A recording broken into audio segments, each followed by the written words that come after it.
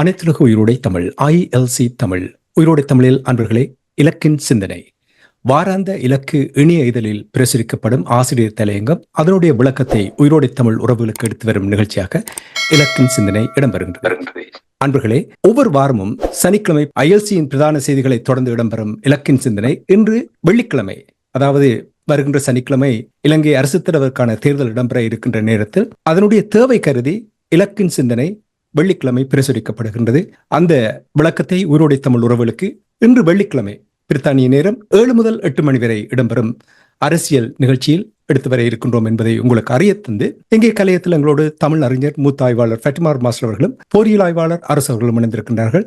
வணக்கம் மாஸ்டர். வணக்கம் தனாஞானி. வணக்கம் அருஸ். வணக்கம் அருஸ் அவர்களே. வணக்கம் தனாஞானி. வணக்கம் மாஸ்டர். இன்றைய ஆசிரியர் தலையங்கம் ஈழத்தமிழரின் இறமையையும் இருப்பையும் சங்கு சின்னத்துக்கு வாக்களித்து பாதுகாருங்கள் என்பதுதான் இன்றைய தலையங்கம். மாஸ்டர், இன்று மிக முக்கியமான நேரத்தில் இருக்கின்றோம். அதாவது ஸ்ரீலங்காவின் 9வது அரசுத் தலைவர் தேர்தலை அந்த நோக்கில் பயன்படுத்தாது எவ்வாறாக 1977ஆம் ஆண்டு ஸ்ரீலங்காவின் தேசிய சபைக்கான பொது தேர்தலை தாயக தேசிய தன்னாட்சி உரிமையின் அடிப்படையிலான தனியாட்சிக்கான குடியொப்பமாக ஈழத்தமிழர்கள் மாற்றினார்களோ அவ்வாறாக இந்த முறையும் இந்த தேர்தலை ஈழத்தமிழ் இறைமையையும் தேசிய ஒருமைப்பாட்டையும் பாதுகாக்கும் ஒரு குடியொப்பமாக மாற்றியிருக்கின்றார்கள். இதனை பொது வேட்பாளர் ஒருவரை நியமிப்பதன் மூலமாக அவருக்கு வாக்களித்து இந்த ஸ்ரீலங்கா ஜனாதிபதி தேர்தல் என்பது நிறைவேற்ற அதிகாரமுள்ள ஜனாதிபதி முறைமை 1978ஆம் ஆண்டு அரசியலமைப்பால் உருவாக்கப்பட்ட காலத்தில் இருந்து தமிழ் மக்களுடைய இறைமையை ஒடுக்குவதற்கும் தமிழ் தேசியத்தை நீக்குவதற்குமான ஒன்றாகத்தான் அமைந்திருக்கிறது. இந்த சூழலில் அதனையே பயன்படுத்தி தங்களுடைய இருப்பையும் தங்களுடைய இறைமையின் அடிப்படையிலான தன்னாட்சியையும் வெளிப்படுத்துவதற்கான குடியொப்பமாக இது மாற்றப்பட்டிருக்கின்றது. ஆகவே தற்பொழுது சங்கு சின்னம் என்பது ஈழத்தமிழர்களுடைய இறைமையின் தன்னாட்சியின் சின்னமாக இருக்கின்றது. தற்பொழுது பொது வேட்பாளர் என்று சொல்லப்படுகின்ற முன்னாள் மட்டக்களப்பு பாராளுமன்ற உறுப்பினர் அரியநேத்திரன் அவர்கள் இப்பொழுது ஆழ்நிலைப்பட்ட வேட்பாளராக இல்லாமல் ஒரு இனத்தினுடைய சின்னமாக இருக்கின்றார். ஆகவே இது ஒரு ஆழ்நிலைப்பட்ட ஸ்ரீலங்காவின் அரசுத் தலைவரை தேர்ந்தெடுக்கின்ற தேர்தலாக அல்லாமல் ஒரு இனத்தினுடைய எதிர்காலத்துக்கான அரசியல் தெளிவை அளிக்கின்ற ஒரு தேர்தலாக அமைந்திருக்கின்றது. ஆகவே இது வெற்றி பெறுவதற்கான ஒரு தேர்தல் அல்ல, இதில் வெற்றி தோல்வி என்று கூட இல்லை. என்னன்னு சொன்னால், இதில் எத்தனை வாக்கு பொது வேட்பாளருக்கு விழுந்தாலும் அத்தனை ஆழ்நிலப்பட்டவர்களும் இந்த தமிழர்களுடைய இறைமையுள்ள தன்னாட்சி ஏற்கப்பட்ட முறைமைகள் தான் பங்கு பெற்றுவார்கள் என்கின்றதை உறுதிப்படுத்துகின்ற ஒன்றாக இருக்கும். அது எவ்வளவுக்கு பலமாக வருகிறதோ அந்த அளவுக்கு அது அனைத்துலகில் தமிழர்களுடைய இறைமையினுடைய தன்னாட்சியினுடைய பலமாக மாறி வெளியக தன்னாட்சி உரிமையின் அடிப்படையில் ஈழத்தமிழர்களுடைய பிரச்சனையை உலக அணுகுவதற்கு ஒரு மிகப்பெரிய ஒரு வாயிலை திறக்கும். ஆகவேதான் இதை நாங்கள் கூறுகின்ற பொழுது அனைத்துலகத்தினுடைய தன்மையை முதலில் எடுத்துக் கூறுகின்றோம். தற்பொழுது உங்களுக்கு தெரியும், லெபனானிலும் சிரியாவிலும் பேஜர்களையும் வாக்கி டாக்கிகளையும் வெடிக்க வைத்து இஸ்ரேல் வந்து தங்களுடைய எல்லையை கடந்து இன்னொரு நாட்டின் எல்லைக்குள் பயங்கரவாதத்தை விளைவிக்கின்ற செயற்பாட்டை செய்து கொண்டிருக்கின்றார். இந்த ஸ்ரீலங்காவினுடைய 2009 முள்ளிவாய்க்கால் இனஅழிப்பின் பொழுது ஸ்ரீலங்கா எதையெல்லாம் செய்ததோ அதையெல்லாம் இப்பொழுது இஸ்ரேல் வந்து முன்னுதாரணமாக கொண்டு செய்து கொண்டிருக்கின்றது. அவை அந்த நேரத்தில் ஐக்கிய நாடு சபையும் உலக நாடுகளும் அனைத்துலக சட்டங்கள் மீறப்பட்டு சட்டத்தின் ஆட்சி இல்லாமல் செய்யப்பட்டு ஈழத்தமிழர்கள் இந்த நூற்றாண்டினுடைய மிக கொடிய இன அழிப்புக்குள் இன படுகொலைக்குள் உள்ளாக்கப்பட்டு கொண்டிருந்த பொழுது கண்டுக்காமல் இருந்தது மட்டுமில்லை, இன்று மட்டும் அதற்கான எந்த விதமான ஒரு அக்கறையோ அல்லது ஆர்வமோ உள்ள முறையில் தண்டனை நிதியோ பரிகார நிதியோ வழங்கவில்லை. இதுதான் இஸ்ரேலை ஊக்கப்படுத்தி இன்றைக்கு வந்து அங்கே வந்து இந்த இஸ்ரேலிய புலனாய்வுத்துறை எல்லை கடந்து மக்களை இனப்படுகொலை செய்கின்ற அந்த தன்மையை காண்கின்றோம். ஆகவே இத்தகைய ஒரு சூழலில் சிறு தேசிய இனங்கள் தங்களுடைய இறைமையையும் தங்களுடைய தன்னாட்சியையும் உறுதிப்படுத்துவதன் மூலமாகத்தான் இன்றைய உலகில் தங்களுக்கான பாதுகாப்பான அமைதியான வாழ்வையும் வளர்ச்சிகளையும் பெற முடியும். இதன் வெளிப்பாடுதான் இந்த தேர்தலில் பொது வேட்பாளர் முறைமைக்கூடாக நமக்கு நாமே வாக்களித்தல் என்கின்ற ஒரு புதிய ஜனநாயக போராட்ட முறைமையை தோற்றுவிச்சு அதை உலகத்திற்கு அறிமுகம் செய்தது என்று கூட சொல்லலாம். அதற்கூடாக சிறு தேச இனங்களும் தங்களுக்கு மேல் திணிக்கப்படும் தேர்தல் முறைகளை கூட அதனையே தங்களுக்கான ஒரு சாதகமான ஒரு ஜனநாயக போராட்டமாக மாற்றலாம் என்பதை வெளிப்படுத்தி இருக்கின்றார்கள். இதே ஒரு ஈழத்தமிழகத்தினுடைய தேசிய விடுதலை போராட்ட வரலாற்றில் ஜனநாயக போராட்டம் என்றாகத்தான் பார்க்க வேண்டுமே தவிர இதனை ஒரு தேர்தலாக பார்த்து அதிலே நிற்கின்ற பற்றிய விமர்சனங்களோ அல்லது இந்த தேசிய பொது கட்டமைப்பு என்பது இந்த பொது வேட்பாளரை மையமாக வைத்துத்தான் இப்பொழுது செயற்பட்டு கொண்டிருக்கின்றது. இந்த 22ஆம் தேதியுடன் இந்த பொது வேட்பாளருக்கு கிடைக்கின்ற வாக்கு பலத்தின் அடிப்படை இன்னும் செயற்திட்ட மொழியில் கூறுவதாக இருந்தால் மிஷன் என்று சொல்வார்கள். இந்த மிஷன் வந்து நாங்கள் இறமையுள்ள தன்னாட்சி உள்ள தேச இனம், அதான் மிஷன். அது மிக தெளிவாக கூறப்பட்டிருக்கின்றது. அதுக்கடுத்தாக விஷனாக வந்து விஷன் என்று சொல்கின்ற போது காட்சி நிலைப்படுத்தலாக அல்லது செயல்முறை வெளிப்படுத்தலாக எது வைக்கப்பட்டிருக்கின்றான்னு சொன்னால் நாங்கள் வந்து ஒருங்கமைவும் ஒற்றுமையும் உள்ள தேச மக்களாக எழுந்து உலகுக்கு எங்களுடைய கோரிக்கையை முன்வைக்க முடியும் என்பது வைக்கப்பட்டிருக்கின்றது. ஆக மிஷனும் விஷனும் வந்து தெளிவாகிய நிலையில் அப்படியான ஒரு செயற்திட்ட முறைமைக்குள் மக்கள் அல்லது பிறர் அதனை ஏற்றுக்கொள்வதை சிக்னேச்சர்னு சொல்வார்கள். அதாவது மக்கள் தங்களுடைய வாக்கு பலத்தால் அதனை அங்கீகரிக்க வேண்டும். இப்பொழுது இருக்கின்ற நிலை ஈழத்தமிழ் மக்கள் தங்களுடைய வாக்கு பலத்தால் இந்த நாங்கள் இறமையும் தன்னாட்சியும் உள்ள தேச இனமாக இருக்கின்றோம், தனியான தேசியத்தை கொண்டிருக்கின்றோம் என்பதை தங்களுடைய வாக்கு பலத்தால் உறுதிப்படுத்துவது. எப்படி நாங்கள் கையெழுத்திட்டு ஒரு ஆவணத்தை நாங்கள் ஏற்றுக்கொள்றோமோ அந்த மாதிரியாக வாக்கு பலத்தால் உறுதி செய்வது. ஆகவே இந்த தேர்தல் வந்து ஈழத்தமிழுடைய வரலாற்றில் அதிமுக்கிய தேர்தலாக இருக்கின்ற காரணத்தினால்தான் ஈழத்தமிழ் இறைமையையும் இருப்பையும் சங்கு சின்னத்துக்கு வாக்களித்து பாதுகாருங்கள் என்கின்ற கோரிக்கையை இலக்கு ஈழத்தமிழர்களிடம் முன்வைத்திருக்கின்றது. நன்றி மாஸ்டர். தொடர்ந்து உங்களோடு உரையாடுவதற்கு முன்னதாக அரசவர்களிடம் வருகின்றேன். அரசவர்களை, இங்கே மாஸ்டருடைய இந்த தலையங்கத்தில் தன்னாட்சியின் அடிப்படையில் நமது தன்னாட்சியை பயன்படுத்தி வாழ முடியும் என்பதை சங்கு சின்னத்தினூடாக எடுத்துக்காட்ட முடியும் என்று நீங்கள் நம்புகிறீர்களா? உண்மைதான்.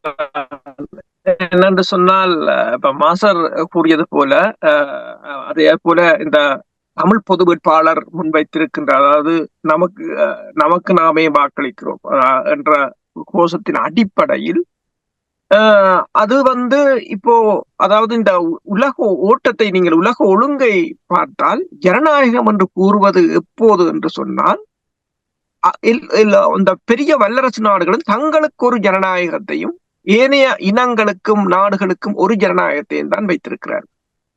அப்ப இந்த நிலை பல நாடுகள் பல இன மக்களுக்கு ஒரு ஜனநாயக விரோதமானதாகத்தான் பார்க்கப்படுகின்றது. இப்ப பிரித்தானியாவில் கூட இப்ப எங்களுக்கு வாக்களிப்பது என்பது உலகெங்கும் நடைபெறாததும் இல்லை. பிரித்தானியாவில் நீங்கள் பார்த்தீர்கள் என்று சொன்னால், அதாவது இந்த காசா பிரச்சனைக்கு பிற்பாடு முஸ்லிம் மக்கள் தங்களுக்கு தாங்களே தான் வாக்களித்திருந்தார். யாருக்கும் வாக்களிக்க அவர்கள் விரும்பவில்லை. என்னென்று சொன்ன நம்பிக்கை இழக்கப்பட்டது என்றுதான் அதன் அர்த்தம். அவர்களின் ஜனநாயக வழியிலோ அல்லது அவர்களின் நீதியான போக்கிலோ அவர்களின் செயற்பாடுகளிலேயோ நம்பிக்கை இழந்தது. இப்ப தமிழ் மக்களை பொறுத்தவரையிலும் அதே ஒரு செயற்பாடுதான். கடந்த 75 வருடங்களாக நாங்கள் நம்பிக்கை இழந்திருக்கிறோம் இலங்கை அரசு மீது. கடந்த 15 வருடங்களாக நாங்கள் நம்பிக்கை இழந்திருக்கின்றோம் அனைத்துலக சமூகத்தின் மீது. கடந்த 15 வருடங்களாக நாங்கள் நம்பிக்கை இழந்திருக்கின்றோம் பிராந்திய வல்லரசுகள் மீது. கடந்த 15 வருடங்களாக நாங்கள் நம்பிக்கை இழந்திருக்கின்றோம் இந்த மனித உரிமைகள் அமைப்புகள், ஐக்கிய நாடுகள் சபைகள் போன்ற அமைப்புகளின் மீது. அதாவது இவர்களால் எதுவும் செய்ய முடியாது என்னும் போது நாங்கள் எமக்கான பலத்தை கட்டியமைக்க வேண்டியது ஒரு அவசியமான இந்த அதிகாரம் என்பது இவர்களிடம் கேட்டு ஏனைய நாடுகளிடம் கேட்டு பெறுவதல்ல அதிகாரம். அந்த மக்கள் தங்களுக்குள்ள அதிகாரத்தை தாங்களே வகுத்துக் கொள்ள வேண்டும். அதன் பிற்பாடு அதை நோக்கி நாங்கள் எங்கள் நடவடிக்கைகளை ஆரம்பிக்க வேண்டும். அப்ப இது ஒரு மக்களின் அதிகாரத்துக்கான ஆணை கோரலாகவும் நீங்கள் பார்க்கலாம். அந்த மக்களின் அதிகாரத்துக்கான ஆணையை கோருவது வட்டுக்கோட்டை தீர்மானத்திலும் ஒரு தடவைகள் கூறப்பட்டிருந்தது. அப்போதும் மக்கள் அமோகமாகத்தான் வாக்களித்திருந்தார்கள். இப்ப ஏனென்று சொன்னால் சிங்கள இனத்தின் மீது நம்பிக்கை இழந்த நாங்கள் தற்போது எங்களுக்கான ஒரு அதிகாரத்தை நாங்களே கட்டியமைப்பதற்கான ஒரு முதல் படியாகத்தான் இந்த தமிழ் பொது வேட்பாளரை நாங்கள் பார்க்கலாம். இது முதலாவது தடவை தமிழ் மக்கள் ஒருங்கிணைந்து ஒரு செயல் திட்டத்தை உருவாக்க போகிறார்கள் கடந்த 15 வருடங்களில். வெற்றியோ தோல்வியோ இங்கு முக்கியமானதல்ல. அரசு தலைவர் தேர்தலில் தமிழர் ஒருவர் வெற்றி பெற்று அரசு தலைவராக வர முடியாது என்பது தெரியும். ஆனால் ஒரு தேர்தல் இரு தேசங்கள் என்றதை சொல்லக்கூடிய ஒரு சந்தர்ப்பத்தை எங்களுக்கு இந்த தேர்தல் வழங்கி இருக்கின்றது. மாஸ்டரிடம் செல்வதற்கு முன்னதாக அரசு அவர்களை நீங்கள் கூறினீர்கள் அதிகாரங்களை கேட்டு பெறுவதில்லை என்று கூறினீர்கள். கடந்த வாரம் ஒரு நேரடி நிகழ்ச்சி நடத்திய பொழுது இந்த பொது வேட்பாளர் தொடர்பான விடயங்களை நாங்கள் பேசும் பொழுது ஒரு நேயர் கூறியிருந்தார், இந்த விடயங்கள் இப்படி நீங்கள் செயல்படுவதை அமெரிக்கா போன்ற நாடுகள் அதை ஏற்றுக்கொள்ளுமா, வெளிநாடு ஏற்றுக்கொள்ளுமா என்று கேட்டிருந்தார்கள். அப்பொழுது எனக்கு விளங்கவில்லை, ஏன் அவர்கள் ஏற்றுக்கொள்ள வேண்டும் நாங்கள் எடுக்கின்ற முடிவுக்கு என்று கேட்டிருந்தேன். அதில் அப்படி ஒரு நிலைமை இருக்கிறது, அவர்கள் விரும்புவதைத்தான் நாங்கள் செய்ய வேண்டுமா? அதுதான் நாங்கள் இவ்வளவு காலம் விட்ட பிழையாக இருக்கலாம். சில எல்லாரும் என்று கூற முடியாது, சில தரப்புகள் விட்ட பிழையாக இருக்கலாம். நாங்கள் அவர்களை மகிழ்ச்சி படுத்துவதற்காக இங்க நாங்கள் சினிமா ஒன்றும் எடுக்கவில்லை, அல்லது சினிமா கொட்டகை நடத்தவும் இல்லை. நாங்கள் ஒரு தேசத்தின் விடிவுக்காகவும் இந்த மக்களின் இழந்த எமது மண்ணை மீட்பதற்கான போரின் ஒரு வடிவம் இப்போது இன்னொரு வடிவத்தில் நாங்கள் நிற்கின்றோம். அப்ப எமக்கு ஆன அதிகாரத்தை நாங்கள் வகுத்துக் கொள்வதற்கு யாரின் அனுமதியும் தேவையல்ல. அந்த அதிகாரத்தை நாங்கள் அந்த மக்களின் பலத்தை நாங்கள் பெறுவோமாக இருந்தால் அவர்கள் எங்களுக்காக வேலை செய்வார்களே தவிர நாங்கள் அவர்களுக்காக பணியாற்ற வேண்டிய அவசியம் இல்லை. ஏனென்று சொன்னால் அந்தந்த நாடுகள் மகிழ்ச்சி பட வேண்டும் என்று சொன்னால் அந்த நாடுகளில் ஏதாவது பிரச்சனை இருக்கிறதா? இல்லை. அவர்கள் மகிழ்ச்சியாகத்தான் இருக்கிறார்கள். அவர்களுக்கு சொந்த நாடு இருக்கின்றது, சொந்தமான பொருளாதார வளம் இருக்கின்றது, நிம்மதியான வாழ்க்கை இருக்கின்றது. ஆனால் அவர்களின் விருப்பத்துக்கு ஏற்றவாறு நாங்கள் மேலும் மேலும் துன்பத்தை அனுபவிக்க வேண்டும் என்பது இல்லை. இது என்ன பிரச்சனை என்று சொன்னால், நாங்கள் எப்போதும் எங்களை ஒரு தோல்வியடைந்த இனமாக பார்ப்பதும் அடிமையாக பார்ப்பதுமான வெளிப்பாடுகள் தான் இதுவே தவிர, நாங்கள் இந்த முள்ளிவாய்க்காலில் ஆயுதங்கள் மௌனிக்கப்பட்ட போது கூட நாங்கள் தோற்கவில்லை. ஒரு அனைத்துலக மட்டத்தில் ஒரு பலமான நிலையை கொண்டு வந்துதான் அந்த போராட்டம் முடிக்கப்பட்டிருந்தது. அதை அடுத்த கட்டத்துக்கு கொண்டு செல்ல முடியாது திணறியது தமிழ் மக்களின் பிரச்சனையை தவிர நாங்கள் எந்த ஒரு கட்டத்திலும் தோற்கவில்லை. ஏனென்று சொன்னால் இன்று வரை தமிழ் இனத்தை, அதாவது ஈழத்தமிழ் இனத்தை, நாங்கள் உங்களுக்கு தெரியும் எங்கள் சனத்தொகையில் எவ்வளவு சொற்பமானவர்கள். அந்த ஒரு சிறிய தீவு, இலங்கையே ஒரு சிறிய தீவு, அதில் நாங்கள் ஒரு சிறிய பகுதி. அதையே இந்த உலக அரங்குக்கு கொண்டு வந்தது இந்த போராட்டம் தான். எனவே நாங்கள் ஒரு வெற்றியை நோக்கித்தான் நகர்ந்திருந்தோம். அதை மேலே கொண்டு செல்ல முடியாது திணறுபவர்கள் தான் இவ்வாறு கூறுகிறார்கள், அந்த நாடு கோவிக்கும் இந்த நாடு கோவிக்கும் என்று.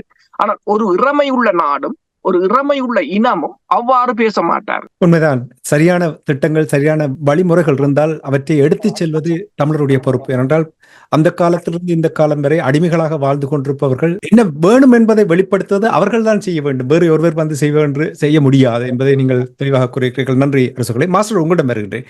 நீங்கள் கூறியிருந்தீர்கள், நமக்காக நாம் வாக்களிப்போம் என்ற விடயத்தை உலகுக்கு அறிமுகப்படுத்தி இருக்கின்ற என்று நீங்கள் கூறுகின்ற நேரத்தில் இது சர்வதேச பரப்பில் ஒரு நேர்மறையான விடயமாக பார்க்கப்படுமா அல்ல ஒரு வீணடிக்கும் ஒரு செயல்பாடாக பார்க்கப்படுமா? அனைத்துலகை பொறுத்த மட்டில் தேர்தல் என்பது மக்கள் தங்களுடைய கருத்தை, விருப்பை சுதந்திர முறையில் வெளிப்படுத்துகிற ஒன்று. இதில் அவர்களுக்கு சாதகமான பாதகமான நிலைகள் எதுவும் இல்லை. அந்த கருத்து வெளிப்படுத்துகின்ற அல்ல அந்த விருப்பை வெளிப்படுத்துகின்ற மக்கள் கூட்டம் பலமுள்ளதாக இருந்தால் அவர்களை இணைத்துக் கொண்டு செல்ல வேண்டும் என்ற வகையில் நாடுகள் செயற்படும்.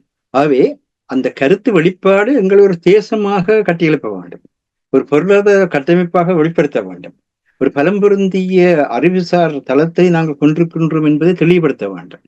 இவ்விதமான அந்த தன்மைகளுக்கு இந்த தேசமாக ஒருங்கிணைவது மிக முக்கியமான விடயம். ஆகவேதான் இந்த பொது வேட்பாளர் மூலமாக ஏற்கனவே அரசு கூறியது போல 1977 ஆண்டு பொதுத் தேர்தலுடன் தமிழ் மக்களுடைய அரசியல் கோட்பாடு பாதுகாப்பான அமைதியான வாழ்வுக்கு தனியரசு என்பது ஏற்கனவே தெளிவாக்கப்பட்ட ஒரு விடயம். அதை பற்றி இரண்டாவது பேச்சுக்கிடமே இல்லை. அதை எவ்விதமாக நடைமுறைப்படுத்துவது என்பதில் தான் இப்பொழுது பிரச்சனைகள் போய்கொண்டிருக்கின்றது. அது இறமை பிரச்சனை என்பதை ஏற்றுக்கொள்ள வேண்டும், தன்னாட்சி பிரச்சனை என்பதை ஏற்றுக்கொள்ள வேண்டும். காலனித்துவத்தால் தீர்க்கப்படாத நிலையில் மக்கள் தங்களுடைய தன்னாட்சியை பயன்படுத்த முடியாமல் இருக்கிற நிலை என்பதை ஏற்றுக்கொள்ள வேண்டும். இதைத்தான் யாழ்ப்பாண பாராளுமன்ற உறுப்பினர் கஜேந்திரகுமார் பொன்னம்பலம் அவர்கள் இந்த வருடத்தினுடைய தொடக்கத்தில் ஐக்கிய நாடு சபையில் கூறினார். அதாவது நாங்கள் காலனித்துவத்தால் எங்களுடைய தன்னாட்சியை வெளிப்படுத்த முடியாத மக்களாக இருக்கின்றோம், அதை வெளிப்படுத்துவதை உறுதி செய்கிற வகையில் ஒரு சிறப்பு அலுவலரை நியமிக்குமாறு கேட்டிருந்தார். அதற்கு அனைத்துலகத்திற்கு அதை செய்வதற்கான ஈழத்தமிழர்களுடைய ஆணை இருக்கு என்பதை தெளிவுபடுத்துவதற்கு ஒரு பொது வேட்பாளருடைய தேவை வருகின்றது. ஏனென்றால் ஒருவர் கூறுவதை வைத்து அல்லது ஒரு குழு கூறுவதை வைத்து அந்த மாதிரியாக ஐக்கிய நாடு சபையோ அனைத்து நாடுகளோ செயல்பட முடியாது. ஆகவே இந்த பொது வேட்பாளர் தேவை என்பது அந்த தை மாதத்திலே மாண்புமை கஜேந்திரகுமார் பொன்னம்பலம் அவர்கள் உலகளாவிய ரீதியில் ஐக்கிய நாடு சபையினுடைய மனித உரிமை பேரவையிலே முன்வைத்து அந்த தமிழ் மக்களுக்கான ஒரு சிறப்பு பிரதிநிதியை ஐக்கிய நாடு சபை நியமிப்பதாக இருந்தால் தமிழ் மக்கள் தங்களுடைய வாக்குகளால் பலப்படுத்த வேண்டிய ஒரு தேவை இருக்கின்றது. அதுதான் இந்த பொது வேட்பாளருடைய வித்தாக அமைந்தது என்று கூறலாம். அதை செயல்படுத்தக்கூடிய முறையில் தான் அங்கு 81 சிவில் சமூக அமைப்புகள் ஒருங்கிணைந்து இதனை கொண்டு வருகின்றார்கள். ஆனால் அதை கொண்டு வர நிலையிலே மக்களால் தெரிவு செய்யப்பட்ட இறமை உள்ள பிரதிநிதிகளைத்தான் இந்த உலக நாடுகள் அவர்களுக்கான ஒரு குரலாக ஏற்றுக்கொள்கின்றார்கள் என்ற அந்த பொதுமைக்கு கீழ் இந்த பாராளுமன்ற பிரதிநிதிகள் முனைத்து செல்கின்றார்கள். அதில் இருக்கின்ற அந்த பாராளுமன்ற பிரதிநிதிகள் இந்த பொது வேட்பாளரை நியமிக்கின்ற அல்ல கட்டுப்படுத்துகின்ற அல்லது நாளைக்கு அந்த அடிப்படையில் செயல்படுத்துகின்றவர்களாக இருக்க போறதில்லை. மக்கள் தான் அங்கே இருக்க போகின்றார்கள். ஆகவே இது ஒரு புள்ளி, இது தொடக்க புள்ளி. நாளையுடன் 22ஆம் தேதி காலையில் மக்களிடத்திலே நீங்கள் எவ்விதமாக செயல்பட போகின்றீர்கள் என்ற அந்த தன்மைக்குள் சென்றுவிடும். அதுக்கு பிறகு மக்கள் ஒருங்கிணைந்தான் எல்லோரையும் உள்ளடக்கி, அதாவது தாயகம், தேசியம், தன்னாட்சி என்று சொல்கின்ற பொழுது அது எங்களுடைய தமிழர் தாயகத்திலே வாழ்ந்து கொண்டிருக்கிற அத்தனை மக்களையும் உள்ளடக்கியதாகத்தான் அது உலகத்தால் பார்க்கப்படும். ஆகவே எல்லாரையும் உள்ளடக்கிய ஒரு பொது வழியில் ஒரு பொது கட்டமைப்பை உருவாக்குவதற்கான சக்தியாகத்தான் இதை வருகின்றது. இதை ஒரு தேர்தல் வாக்களிப்பு மூலம் தான் நிறைவேற்ற வேண்டி இருக்கின்றது. ஏனென்றால் கத்தோலிக்க திருச்சபையினுடைய திருத்தந்தை பிரான்சிஸ் அவர்கள் அமெரிக்க ஜனாதிபதி தேர்தல் குறித்து ஊடகங்களுக்கு கடந்த வாரத்தில் அளித்த பேட்டியில் வாக்களிக்காது விடுவது குற்ற செயல், பாவம் என்று கூறிவிட்டு சொல்கின்றார், அந்த அமெரிக்க தேர்தலில் போட்டியிடும் கண்ணியத்துக்குரியவர் தனது குடிவரவு கொள்கைகளால் அகதிகள், புறநாட்டவர், பெண் தலைமைத்துவ குடும்பங்கள் என்பனவற்றை இல்லாதொழிக்கும் கொலைகாரர்.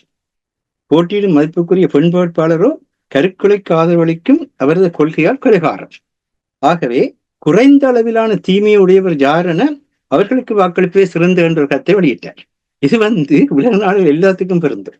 இன்றைக்கு இருக்கின்ற எல்லா அரசியல் கட்சிகளும் ஏதோ ஒரு வகையில் மனிதாயத்துக்கு எதிரான, உலக பாதுகாப்புக்கும் அமைதிக்கும் வளர்ச்சிகளுக்கும் எதிரான தங்களுடைய நிலையத்தான் இருக்கின்றார். அதாவது எல்லா நாட்டு மக்களும் தேர்தல் என்று ஒன்று வருகின்ற பொழுது குறைந்த அளவு நன்மையானது, குறைந்த அளவு தீமையானது இது, எதுக்களாக சென்று நாங்கள் நன்மைத்தனத்தை மூலம் கட்டியெழுப்பலாம் என்ற வகையில் தான் ஜனநாயகத்தில் பங்கெடுக்க வேண்டியிருக்கின்றது. அது ஒரு மிக முக்கியமான விடயம். ஆனபடினால்தான் இந்த வாக்களிப்பு மூலமாகத்தான் பிரச்சனைகள் வெளிக்கொணரப்பெற வேண்டும் என்பது உலக பொதுமையாக இருப்பதை நாங்கள் பார்க்க வேண்டும். நாங்கள் 1972 ஆண்டிலிருந்து அந்த நேரத்திலே ஸ்ரீமக பண்டாரநாயக்கா தலைமையிலான இடதுசாரி கூட்டணி மே மாதம் 22ஆம் தேதி எங்களை அரசற்ற தேசிய இனமாக வெளிப்படுத்தியதன் மூலமாக நாங்கள் எங்களுடைய பிரித்தானிய காலனித்துவத்தில் இருந்த எங்களுடைய மக்களிடமே எங்களிடத்திலேயே மூன்று விட்ட அடிப்படையிலே நாங்கள் செயல்பட்டு வந்தோம். அந்த வகையிலே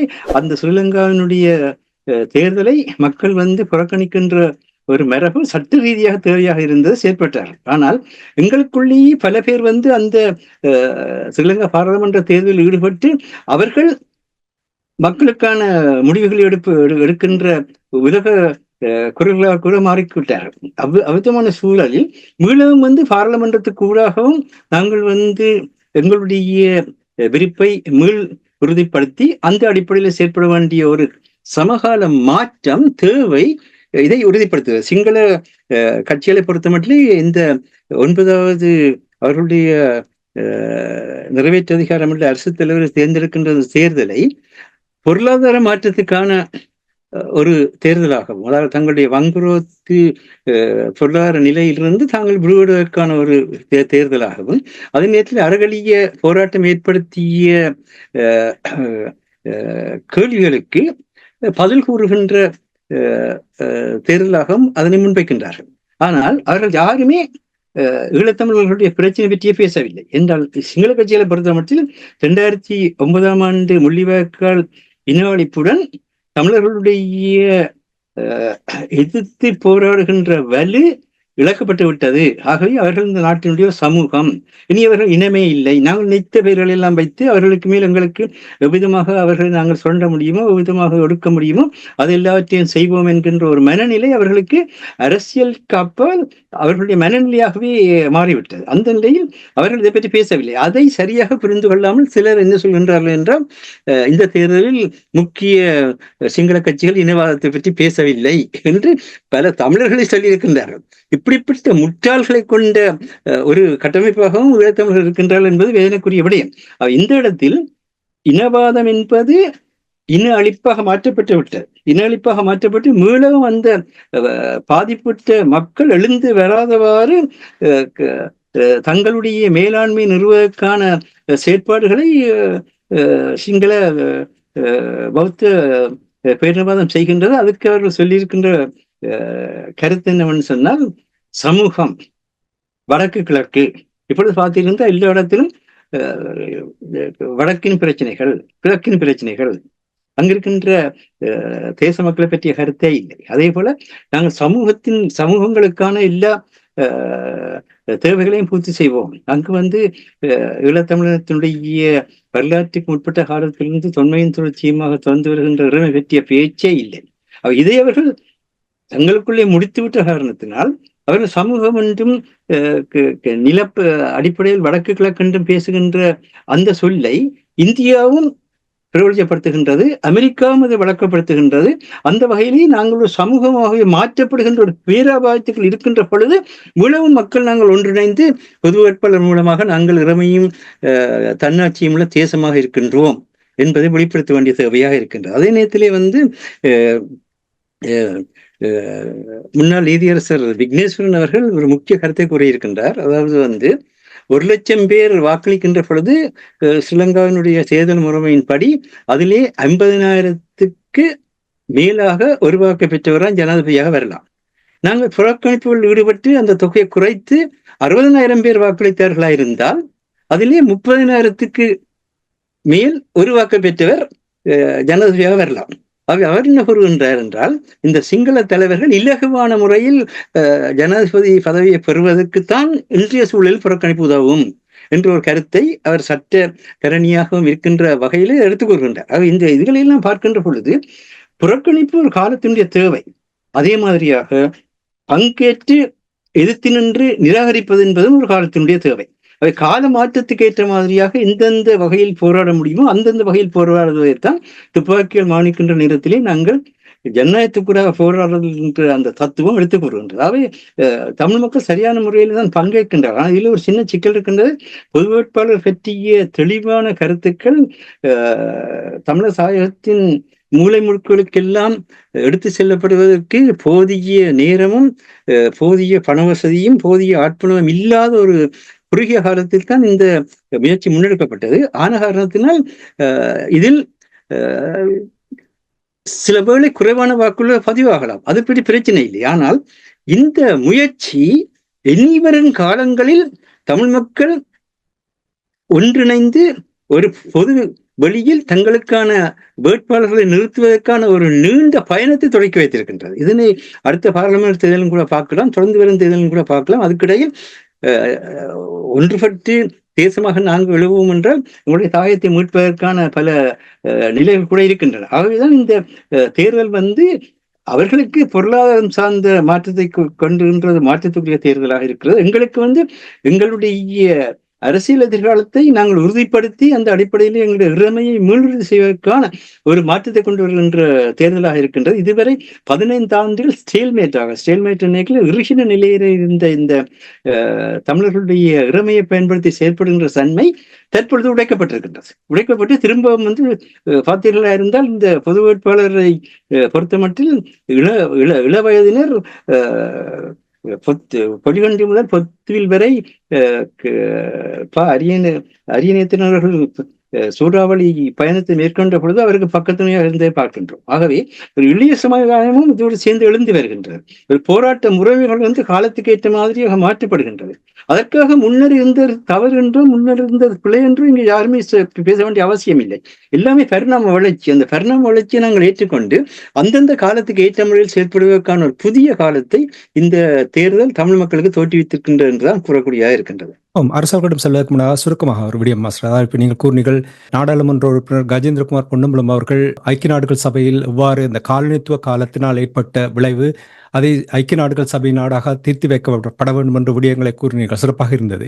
ஆனால் இப்ப நீங்க அதே நேரத்தில் கூறினீர்கள் இந்த நமக்காக நாம் சங்கு சின்னம் தேசமாக எழுந்து நாங்கள் எங்களுடைய நிலைமையை வெளிப்படுத்துகிறோம் என்று கூறுகின்ற இந்த நேரத்தில் அதே கூறிய நாடாளுமன்ற உறுப்பினர் கஜேந்திரகுமார் பொன்னம்பலம் அவர்கள் இதை எதிர்ப்பதற்கு என்ன காரணம்? இது ஒரு நல்ல கேள்வி. இந்த இடத்தில் தான் ஒவ்வொருவருக்கும் சுயாதீனமாக செயல்படுவதற்கான உரிமை இருக்கின்றது. அதற்கான விளக்கத்தை அவர் அளிக்க வேண்டியிருக்க பொதுப்படையாக கூறுவார்கள். 72ஆம் ஆண்டிலிருந்து நாங்கள் அரசற்ற தேசியமாக இருக்கின்றோம். ஆகவே நாங்கள் மீளவும் இதற்குள் நாங்கள் பங்கேற்றால் அது ஸ்ரீலங்காவினுடைய ஆட்சி முறைமைக்குள் பங்கேற்றுவதாக இருக்கின்ற கூறுவார்கள். ஆனா கூறுகின்ற எல்லோருமே ஸ்ரீலங்காவினுடைய 6ஆம் திருத்தத்தை ஏற்று நாடாளுமன்ற உறுப்பினர்களாக இருக்கின்றார்கள் என்பதை நாங்கள் கவனத்தில் இருக்க வேண்டியதா இருக்கின்றது. அதைத்தான் அன்று ஊடக சந்திப்பின் பொழுது அவர் தெளிவுபடுத்தியிருந்தார். அதாவது அரசு தலைவருக்கான தேர்தலில் தமிழர்கள் போட்டியிட்டால் அது சிங்கள தேசத்தினுடைய அரசியலில் நாங்கள் ஈடுபட்டிருக்கின்றோம் என்று சுட்டி காட்டுகிறது. மாறாக பொது தேர்தலில் ஈடுபட்டால் அது ஓகே. அது எனக்கு புரியவில்லை. பொது தேர்தல், அதாவது பொது தேர்தல் ஸ்ரீலங்கா பாராளுமன்றத்தை தெரிவு செய்கின்ற தேர்தல், அதுதான் சட்டவாக்கத்தை குறிக்கிறது. அந்த ஸ்ரீலங்கா பாராளுமன்றத்தில் 225 உறுப்பினர்களில் மிக மிக சொற்பமான தமிழர்கள் தான் இருக்கின்றார்கள். அவர்கள் அவ்வளவு பேரும் சேர்ந்து வாக்களித்தாலும் கூட அந்த சட்டவாக்கத்தை கடைசி மட்டும் தடுப்பதற்கான சக்தி அவர்களிடத்தே கிடையாது. அதுவும் ஸ்ரீலங்காவினுடைய மேலாதிக்கமான தேர்தல் தான், இதுவும் ஸ்ரீலங்காவுடைய மேலாதிக்கமான தேர்தல் தான். நாங்கள் ஸ்ரீலங்காவுடைய மேலாதிக்கமான தேர்தல்களுக்குள் திணிக்கப்பட்டிருக்கின்றோம். அந்த திணிக்கப்பட்ட சூழ்நிலையில் நாங்கள் சர்வதேச உலகம் அந்த மாதிரியாக அதற்குள்ளாக ஸ்ரீலங்காவினுடைய இறைமைக்குட்பட்டவர்கள் நாங்கள் என்ற அடிப்படையில் அதனை ஏற்றுக்கொண்டிருக்கிற காரணத்தினால் நாங்கள் அதற்குள் சென்று போராட வேண்டியிருக்கின்றது. ஆகவே நீங்கள் சென்று போராடுங்கள், போராட்ட உணர்வுடன் எங்கு வேண்டுமென்றாலும் சென்று போராடுங்கள். போராட்ட உணர்வு தான் இங்கே முக்கியமே தவிர அந்த நேர்மையும் உண்மையும் மக்களுக்காக நாங்கள் செயற்படுகிறோம் என்ற அந்த துணிவுந்தான் முக்கியமானதாக அமைய வேண்டுமே தவிர எல்லா நிலைகளிலும் போராட வேண்டிய நிலை இருக்கின்றது. ஏனென்றால் ஸ்ரீலங்காவுடைய இறமைதான் இலங்கையினுடைய நாட்டினுடைய இறமை என்று உலகால் ஏற்கப்பட்டிருக்கின்றது. ஆகவே கண்டிப்பாக பாராளுமன்ற தேர்தல் வருகின்ற பொழுதும் மக்கள் சர்வைவல் மெக்கானிசம் என்று சொல்வார்கள். அவர்களுடைய வாழ்வை தப்ப வைப்பதற்காக அந்த தேர்தலில் ஈடுபட வேண்டிய ஒரு நிலைமை இருக்கின்றது. ஆனால் விதமாக ஈடுபடுவது ஒன்றும் எங்களுடைய மனதை விரும்பி ஏற்றுக்கொண்ட ஒரு விடயம் அல்ல. அதைத்தான் இந்த பொது வேட்பாளர் மூலமாக நிராகரிக்கின்றது. இன்னொரு விடயம் என்னென்றால், இந்த பொது வேட்பாளர் என்பது ஒரு கட்சியோ அமைப்போ அல்லது எதிர்காலத்தை கொண்டு செல்கின்ற ஒரு இயக்கமோ அல்ல. இது ஒரு அந்த தேர்தலை நிராகரித்து அந்த முறைமைகளையும் நிராகரிக்கின்ற ஒன்று. ஆனால் உருவாக்கப்பட்டிருக்கின்ற தமிழ் தேசிய பொதுக்கட்டமைப்பு என்பது எல்லோரையும் உள்வாங்கி செயற்பட வேண்டிய பொறுப்பை கொண்டதாக இருக்கின்றது. அது வேறு விடயம். அதை நீங்கள் 22ஆம் தேதி நீங்களும் சேர்ந்து எல்லாருமா சேர்ந்து திருத்துங்கள், எல்லாருமா சேர்ந்து உள்ளடக்க வேண்டியவற்றை உள்ளடக்குங்கள், வெளியேற்ற வேண்டியவற்றை வெளியேற்றுங்கள். அதுதான் எதிர்காலத்துக்கான ஒரு வழியாக இருக்கின்றது. இல்ல, அதான் எனக்கு குழப்பம் ஏற்பட்டது என்றால், ஐநா சபையில் இவ்வளவு சிறப்பாக வெளிப்படுத்துவது, நாடாளுமன்றத்தில் பேச்சுக்களை நடத்துவதும் இந்த அடிப்படை விடயத்தை புரிந்து கொள்ளவில்லை என்பது மிகவும் எனக்கு கடினமாக இருந்தது உள்வாங்குவதற்காக. அதைத்தான் உங்களிடம் கேட்டிருந்தேன். இந்த பொது வேட்பாளர் நியமனம் எடுப்பிலேயே கூறிவிட்டது. அதாவது இது ஒரு ஆழ்நிலைப்பட்ட வேட்பாளர் அல்ல, ஒரு இனத்தினுடைய சின்னமான ஒரு அடையாளம். அந்த சொல்லே அந்த தேர்தலையும் இதையும் புறக்கணிக்கிற என்ற தன்மையை ஏற்படுத்தி விட்டது. அதே நேரத்தில் பொதுமக்களை பொறுத்தமட்டில் அரியநேந்திரன் அவர்கள் பொதுமக்களுக்கிடையில் அவருடைய உண்மையின் நேர்மையும் கண்ணியமான அரசியலினால் மிக மதிக்கப்படுகின்றவர்களாக இருக்கின்றார் என்பதும் வெளிப்படையான உண்மை. நன்றி மாஸ்டர். நீங்கள் இப்ப 2வது தடவை கூறிவிட்டீர்கள் உண்மையின் நேர்மையும் என்று. இதைத்தான் நாங்கள் உயிரோடை தமிழிலும் இலக்கிலும் நாங்கள் அதை செய்ய வெளிப்படையாக உண்மையாக இருக்க வேண்டும். ஒளிவு மறைவில்லாமல் நாங்கள் செயல்பட்டால்தான் தெளிவுகள் வரும். உங்களுக்கு தெரியும், அரசு அவர்கள், நீங்கள், இராமயிதர்கள் போன்றவர்கள் கடந்த 6 மாதமாக இந்த பொது வேட்பாளர் தொடர்பாக மாற்று வழிகளை கண்டுபிடிக்க வேண்டும் என்று பேசிக்கொண்டு வந்திருந்தோம். மக்கள் நிறைய கருத்துக்களை கூறியிருந்தார்கள். எங்களுடைய நேயர்களும் கூட பங்களித்திருக்கிறார்கள். புதிய ஒரு போராட்ட வடிவத்துக்கு பங்களித்திருக்கிறார்கள் என்பதை கேட்கும் பொழுது மிகவும் மகிழ்ச்சியா இருக்கின்றது. ஒரு விடயத்தை நாங்கள் கூற வேண்டும். இந்த போராட்ட முறைமையை ஸ்ரீலங்காவுடன் ஆதரவாக இருக்கின்ற மேலாண்மைகளும் வல்லரசுகளும் எல்லாமே தங்களுடைய தேவைக்கேற்ற முறையிலே பயன்படுத்த பார்ப்பார்கள். அது அவர்களுடைய பிரச்சனை. அந்த நேரத்தில் உரியவற்றை கூறி நாங்கள் செயல்பட வேண்டியிருக்கிறதே தவிர இது அவரை சார்வதற்காக கொண்டு வரப்படுகிறது, இவரை சார்பாக கொண்டு வருவதற்காக அல்ல. மக்கள் தங்களுடைய நிலையை வெளிப்படுத்துவதற்கான ஒரு முறைமையாக தான் இது வெளிப்பட்டிருக்கின்றது. அதுதான் சரி. மக்களுடைய நிலைமைகளை அறிந்து நாங்கள் செயல்படும் பொழுதுதான் அவர்களும் உங்களுக்கு ஆதரவாக இருப்பார்கள். என்ன வேணவா என்பதை அடைவதற்கும் அது சந்தர்ப்பமாக வழிவகுத்து கொடுக்கும் என்பதுதான் உண்மை. சிறப்பு மாஸ்டர். அரசர், உங்களிடம் வருகின்றேன். இப்ப மாஸ்டர் கூறியது போல் இந்த போராட்ட முறைமைகள் பற்றி இப்ப கூறும் பொழுது கூறியிருந்தார், சர்வதேசத்துக்கு இதை அறிமுகப்படுத்தி இருக்கிறது. அதற்கு நமக்காக நாம் வாக்களிப்போம் என்பதை சர்வதேசத்துக்கு அறிமுகப்படுத்தி இருக்கின்ற என்பது ஒன்று மட்டும் தெரிகின்றது. இலங்கை தீவில் நடைபெற்றுக் கொண்டிருக்கின்ற அரசு தலைவருக்கான தேர்தலில் பூகோள அரசியல் பூந்து விளையாடுகிறது என்பது நிச்சயமாக தெரிகின்றது. அவர்கள் தாங்கள் விரும்புகின்ற ஒரு அரசு தலைவர் தெரிவு செய்யப்பட வேண்டும் என்றிருக்கின்ற நேரத்தில் தமிழ் மக்கள் ஒரு தலையிடியை கொடுத்திருக்கிறார்கள். இந்த தலையிடி மக்களிடையே ஒரு புத்துணர்ச்சி வந்திருக்கின்றது, ஒருமைப்பாடு வந்திருக்கின்றது. நான் நினைக்கிறேன், காந்தி பூங்காவில் கிழக்கு மாகாணத்தில் நடைபெற்ற அந்த பரப்புரையில் மக்கள் திரளாக திரண்டிருந்தார்கள். அப்ப மக்களிடம் ஒரு புதிய விழிப்புணர்வை பார்க்கக்கூடிய, ஒரு புத்துணர்ச்சியை பார்க்கக்கூடிய இது சில சர்வதேச நாடுகளுக்கு சரியாக படவில்லை என்று செய்திகள் வருகிறது. குறிப்பாக இந்த பொது சபை அமைத்து இவர்கள் சரியான ஒரு கட்டமைப்பை உருவாக்கி இதிலிருந்து புதிய போராட்ட வடிவங்களை நடத்த போகிறார்கள் என்று சிலர் எங்களுக்கு கூறியதை நான் கேட்டிருக்கின்றேன். இது ஒரு ஆபத்தான ஒரு நிலைமையை ஏற்படுத்தும் என்று நம்புகிறீர்களா? நாம் ஒரு இனம் ஒன்றாக இணைவது ஒருபோதும் ஆபத்தாக இருக்க முடியாது. அது அந்த இனத்துக்கு பலம் சேர்ப்பதாகத்தான் இருக்கும். இப்ப நீங்கள் பார்த்தீர்கள் சொன்னால் இந்த தேர்தல் ஒரு மும்முனை போட்டிதான். அதாவது கடந்த ஏப்ரல் மாதத்தில இருந்து அமெரிக்க தூதுவர் ஜூலி சங் ரணில் விக்ரமசிங்காவை தொடர்ச்சியாக சந்தித்திருந்தார். அது மட்டுமில்லாது தொடர்ச்சியாக அமெரிக்க பிரதிநிதிகள் ஒவ்வொரு செனட் வெளிவார பிரதிநிதிகளாக இருக்கலாம், நிதித்துறையாக இருக்கலாம், அடிக்கடி வந்து சென்றிருந்தார்கள். அதே போல இந்திய தரப்பும் அடிக்கடி வந்திருந்தது. இப்ப ஏப்ரல் மாதம் அளவில் ஜெயசங்கர் அவர்கள் வந்து இந்தியாவின் வெளிவார அமைச்சர் அனுராக் குமார திசாநாயக்காவுக்கு மன்னிக்கும் சஜித் பிரேமதாசாவை அவரின் இல்லத்தில் சென்று சந்தித்திருந்தார். அதே போல இந்தியாவின் தேசிய பாதுகாப்பு ஆலோசகர் கூட வந்து சஜித்துக்கு வாக்களிக்குமாறு மறைமுகமாக ஒரு கோரிக்கையை விடுத்திருந்தார். அதன் பின்னர் நீங்க பாத்தீங்கன்னா சீனாவின் கம்யூனிஸ்ட் கட்சியின் வெளிவாரத்துறைக்கான ஒரு பிரதிநிதி ஏப்ரல் அளவில் வந்து அனுராக் குமார திசாநாயக்காவை அவரின் இல்லத்தில் சென்று சந்தித்திருந்தார். அவ்வாறு அதே மாதிரி எல்லா நாடுகளின் பிரதிநிதிகளும் இங்கு படையெடுத்த வண்ணம் தான் இருக்கிறார்கள். இந்த புதன்கிழமை இந்த கேர்னல் கிட்டு பூங்காவில் இடம்பெற்ற இந்த பொது வேட்பாளர் பிரமாண்டமான கூட்டத்தில் கூட ஐரோப்பிய ஒன்றிய கண்காணிப்பாளர்களை கூட மிக ஆர்வமாக அதனை பார்த்து கொண்டு நிற்பதை பார்க்கக்கூடியதாக இருந்தது. பலர் அதில் நிற்கிறார்கள், மிகவும் ஒரு ஆர்வமாக பார்த்து கொண்டு நிற்பதை காணக்கூடியதாக இருக்கின்றது. இப்ப 3 தரப்பும் 3 பேரை ஆதரிக்கிறார்கள். சீனா ஒருவரை என்றாலும் இந்தியா ஒருவரை, அமெரிக்கா ஒருவர். ஆனால் மூவரும் அரசு தலைவராக வர முடியாது என்பது தெளிவானது. யாரோ ஒருவர் தான் வரப்போகிறார். இதில் தோல்வியடைந்த ஒரு தரப்புக்கு அந்த இடத்தில் இலங்கையில் இன்னொரு இடம் தேவைப்படும். அப்ப உதாரணமாக பார்த்தீர்கள் சொன்னால் இந்தியா தனது பிராந்திய ஒரு உறுதித்தன்மையை பேணுவதற்கு என்ன செய்தது என்று சொன்னால், பாகிஸ்தானை தன் வசம் வைத்திருக்க முடியாது என்னும் போது பாகிஸ்தானுக்குள் இருந்த வங்காளதேசத்தை அது தெரிவு செய்தது. அப்ப அவ்வாறான இப்ப உலக ஒழுங்கு வந்து இப்ப அணிசேரா கொள்கை என்றதை இப்போ யாரும் கடைப்பிடிக்க முடியாத நிலையில் தான் எல்லா நாடுகளும் இருக்கின்றன. முன்னேற இருந்தாலும் இப்ப அணிசேரா கொள்கையில் இந்தியா இருந்தாலும் இந்திரா காந்தி ரஷ்யாவுடன் தான் நின்றார். அது சும்மா வாய்க்கு சொன்ன அணிசேரா கொள்கை என்று வாயால் கூறினாரே தவிர ஏதோ ஒரு தரப்புடன் இணைந்துதான் அவர் பணியாற்றி கொண்டிருந்தார். அதே போல இப்பவும் அணிசேரா கொள்கை என்று இவர்கள் இருக்க முடியாது. சரி, இப்படி தற்போதைய உலக ஒழுங்கில் நாடுகள் அணி சேர்ந்து கொண்டிருக்கின்றன. ஒவ்வொரு நாடுகளும் இப்ப பிரிக்ஸ் தனக்கான அணியை சேர்க்கின்றது, G7 தனக்கான அணியை சேர்க்கின்றது, நேட்டோ தனக்கான அணியை சேர்க்கின்றது, அணி சேர்த்தல் நடைபெற்றுக் கொண்டிருக்கின்றது. இந்த நிலையை, அதாவது இன்றைய பூகோள அரசியல் நிலை, படைத்துறை சார்ந்த நிலைகள், பொருளாதாரம் சார்ந்த நிலைகளை தெளிவாக ஆராய்ந்து எடுக்கப்பட்ட ஒரு முடிவாகத்தான் இந்த பொது வேட்பாளரை பார்க்க முடியும்.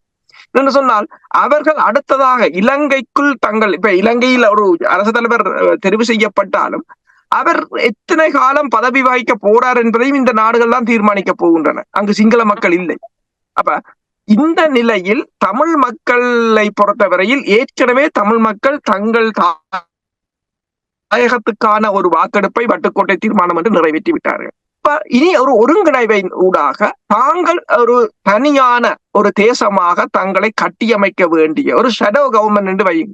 அவ்வாறான ஒரு நிலையை ஏற்படுத்தினால்தான் இந்த தற்போதைய இந்த பூகோள அரசியல் ஒழுங்கில் நாங்கள் எமக்கான ஒரு நிலையை இந்த அனைத்துலக மட்டத்தில் கொண்டு செல்ல முடியும். அல்லது நாங்கள் இலங்கைக்குள் அல்லது இலங்கையின் அரசியலுக்கு கரைந்து விடுவோம். அதான் அந்த பிரச்சனை. நாங்கள் இலங்கையின் அரசியலுக்குள் கரைந்து விட்டால் அங்கு இனப்பிரச்சனையும் இருக்க போவதில்லை, எதுவும் இல்லை. இப்ப இலங்கை கூறுவது போலதான். இப்ப அன்றைக்கு சிலர் தமிழாக்களே ஃபார்வர்டிங் செய்திருந்தார்கள் அந்த தேர்தல் பரப்புரை கூட்டத்தில் இனவாதத்தை பேசியது யார் என்று பார்த்தால் அரியநேந்திரன் 85% பேசியதாகவும், சிங்கள கட்சிகள் 10%, 15% தான் பேசியதாகவும், எங்களை ஒரு இனவாதிகளாக தமிழர்களே. அடை, இனவாதம் இல்லை என்று அவன் சொல்றான். ஏன் இனவாதம் இல்லை என்றா இனப்பிரச்சனை இல்லை, இனப்பிரச்சனை இல்லை என்றா அரசியல் தீர்வு கொடுக்க தேவையில்லை, அரசியல் தீர்வு கொடுக்க தேவையில்லை, நீ நானும் புரிய இருக்க வேண்டிய நாங்கள் புத்த கோயிலையும் கட்டுவோம், உங்களோட காணியையும் அபகரிப்போம். அதுதான் அவன் திட்டம். இனம் பிரச்சனை இருக்கிறது, இன முரண்பாடு இருக்கிறது, நாங்கள் வேற தேசம் என்று அடித்து சொல்ல வேண்டியது நாங்கள். சரி, அப்ப அதை சொல்லுவதை விட்டு இனவாதம் அவர் பேசினால் இவர் பேசினார் என்றால் நாங்கள் பேசுவோம், அது பிரச்சனை இல்லை. இனவாதம் என்றது என்னத்தை சொல்கிறது? நாங்கள் இங்கே வன்முறையாக சொல்லவில்லை, நாங்கள் இன்னொரு இனம், அதுதான் நாங்கள் சிங்களவரோ இல்ல, சிங்களவன் தமிழனோ இல்ல, அவன் இன்னொரு இனம், நாங்கள் இன்னொரு இனம். அதை நாங்கள் சொல்கிறோம். தமிழராக அணிதிரள்கிறோம். நாங்கள் சொல்லவில்லை தமிழர் ஓடி போய் சிங்களவருடன் அணிதிர திரளுங்கள் என்று. அப்ப இதுதான் முக்கியமானது ஒன்று. அப்ப இந்த தேர்தல் நீங்கள் கேட்டது போல அனைத்துலக மட்டத்தில் நாங்கள் மிக பாரிய அளவில் இதில் ஒருங்கிணைந்து எங்கள் பங்களிப்பை செலுத்துவோமாக இருந்தால் நிச்சயமாக எதிரொலிக்கும். சிலர் கூறினார்கள் என்னென்றால், அதாவது இந்த தேர்தலில் பெருமளவு வாக்கு கிடைக்காது விட்டால் அது அனைத்துலக மட்டத்தில் தவறான செய்தியை சொல்லும் என்று. ஏன் நீங்கள் பெருமளவு வாக்கு போட்டால் அது நல்ல செய்தியை சொல்லும் தானே? ஏன் அதுக்கு இப்படி குறை கூறுற நீங்கள் ஏன் முயன்று ஒரு நல்ல செய்தியை சமூகத்துக்கு சொல்வதற்கு முயற்சிக்க கூடாது? ஏன் எல்லாத்தையும் நெகட்டிவா பார்த்து நெகட்டிவா தேடி நெகட்டிவாக வாழ்ந்துட்டு போறதை விட ஒரு நாளாவது நீங்கள் பாசிட்டிவாக சிந்தித்து எங்கள் இனத்துக்காக ஒரு நாளாவது நீங்கள், சரி ஒரு நாளும் வேண்டாம், உங்கள் ஒரு நாளில் ஒரு மனத்தியாளத்துக்கு அந்த இனத்துக்காக சிந்தித்தீர்கள் என்று சொன்னால் இந்த கேவலமான போவேடிங்கள் இப்படியானதுல விட்டு நீங்கள் இந்த இனத்துக்காக உங்கள் நேரத்தை ஒதுக்க முடியும். உங்கள் ஒரு மணி நேரம் கூட எங்கள் இனத்துக்கு எவ்வளவோ ஒரு அளப்பெரிய உதவியை செய்யும். அற்புதமான ஒரு அறிவுரை. கடந்த வாரம் கூட பேசும் பொழுது விடயங்களை நாங்கள் கொண்டே பகிர்ந்து கொள்ளும் பொழுது அவர்கள் அந்த பகிர்ந்து கொள்ளுகின்ற விடயங்களினூடாக நிறைய விடயங்களை கற்றுக்கொள்ளுகிறார்கள். அவர்களிடமிருந்து நாங்கள் நிறைய விடயங்களை கற்றுக்கொள்ளுகிறோம். அதுதான் தேவை. அப்படி என்றால் தான் ஒரு தெளிவு வரும். இது ஒரு கூட்டு முயற்சி. இது தனி ஒரு கட்சியால், தனி அமைப்பினால், ஒரு தனி நாடாளுமன்ற உறுப்பினரால் தமிழ் மக்களுடைய விடிவை, தமிழ் மக்களுடைய பிரச்சனையை தீர்த்து வைக்க முடியாது என்பது உண்மை. மாஸ்டர், உங்களிடம் வருகின்றேன். நாங்கள் நிகழ்ச்சியை கொண்டு வர வேண்டும். நமக்காக நாம் சங்கு சின்னம் குறியீடாக அரிய நேத்திரன் அவர்கள் மக்கள் ஒன்று திரண்டு தங்களுடைய எழுச்சியை வெளிப்படுத்தினார்கள். தங்களுக்கு என்ன வேணும் என்பதை வெளிப்படுத்தி இருக்கிறார்கள். What next? அடுத்தது என்ன? அதாவது இப்பொழுது சங்கு சின்னத்துக்கு அளிக்கப்படுற வாக்காக இருந்தாலும் சரி, அல்லது தமிழர் சாயத்துல அளிக்கப்படாமல் விடப்படுகின்ற வாக்காக இருந்தாலும் சரி, ரெண்டும் கூட்டு மொத்தமாக இந்த அரசாங்கத்தை தமிழ் மக்கள் ஏற்றுக்கொள்ள என்பதைத்தான் உறுதிப்படுத்தும். ஆகவே இந்த தேர்தல் மூலமாக வர இருக்கின்ற மிகப்பெரிய செய்தி என்னென்றால், ஈழத்தமிழர்கள் ஜனநாயகத்தில் பங்கு பெற்ற விருப்பமில்லாது ஜனநாயக வழிகளுக்கு கூடாக அனைத்துலக சட்டங்களுக்கு, அனைத்துலக மரபுகளுக்கு ஏற்ப தங்களுடைய கோரிக்கையை முன்வைக்கின்றார்கள் இல்லை என்கின்ற அனைத்துலக குற்றச்சாட்டை மாற்றியமைக்கின்ற ஒரு செயற்பாடு தான் இங்கே வருகின்றது. இந்த இரண்டுமே தமிழர்கள் இந்த தங்களுடைய தாயகம், தேசியம், தன்னாட்சியை தவிர வேறு எதையுமே ஏற்றுக்கொள்ள மாட்டார்கள் என்று உறுதிப்படுத்துகின்ற ஒன்று. ஒரு விஷயத்தில் நாம் கவனமாக இருக்க வேண்டும்.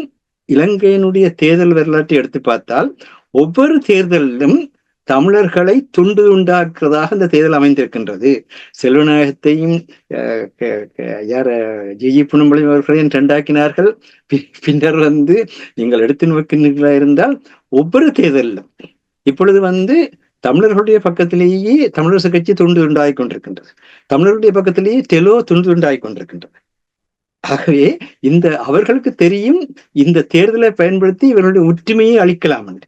அதற்கு மாறாக நீங்கள் ஒவ்வொருவரும் உங்களுடைய அரசியல் தளத்திலே இருங்கள். ஆனால் ஒரு பொது வழியில் எங்களுடைய தாயகம், தேசியம், தன்னாட்சி, எங்களுடைய இறைமை என்பதை உறுதிப்படுத்துவதற்கு இந்த சங்கு சின்னத்துக்கு வாக்களியுங்கள். வாக்களித்ததன் பின்னர் நீங்கள் ஒவ்வொருவரும் எந்தெந்த வழியை சிறந்தது என்று கருதி தாயக விடுதலைக்காக, சமூக சமத்துவத்துக்காக, பொருளாதார எழுச்சிக்காக உழைக்க விரும்புகின்றீர்களோ அதை உழையுங்கள். எல்லாரையும் உள்ளடக்கினதான் அந்த பொதுக்கட்டமைப்பாக வர வேண்டும். அதில் 22 அதை பற்றி பேசுவோம். 22 காலை பார்த்தீர்களா இருந்தால் சிங்கள கட்சிகள்லாம் ஒன்றாணிக்கும். யார்தான் வெற்றி பெற்றாலும் சரியோ, அங்கு நிச்சயமாக பொருளாதாரத்துக்கு ரணில் ஒரு பகிர்வாதத்தை செய்து கொண்டுதான் இருப்பார்.